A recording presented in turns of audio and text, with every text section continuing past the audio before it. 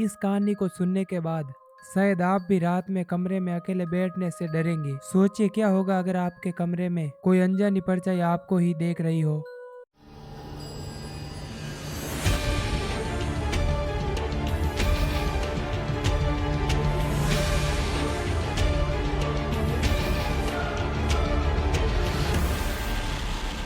Horror हनु town.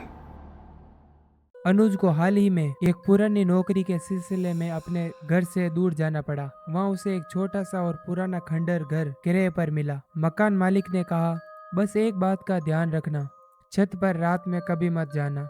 अनुज ने इसे मजाक में लिया और बिना सोचे समझे हंसकर बात टाल दी। एक रात जब अनुज सारा काम खत्म करके आराम कर रहा था तो उसे छत पर किसी के चलने की आवाज आई। उसने सोचा शायद कोई जानवर होगा, लेकिन फिर किसी के फुसफुसाने की हल्की सी आवाजें आने लगी। उसे ऐसा लगा हो न हो कोई तो ऊपर है।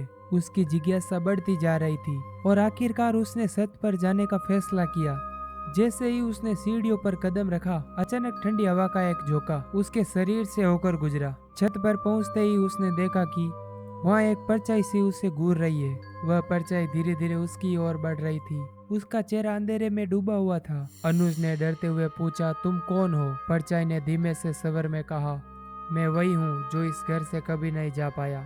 अब तुम भी यहीं रहोगे, हमेशा के लिए। अगले दिन लोग घर के दरवाजे पर अनुज का सामान देखकर हैरान थे, लेकिन अनुज का वहाँ पर कोई निशान नहीं था। लोगों का कहना है अनुज भी अब एक आत्मा बन चुका है।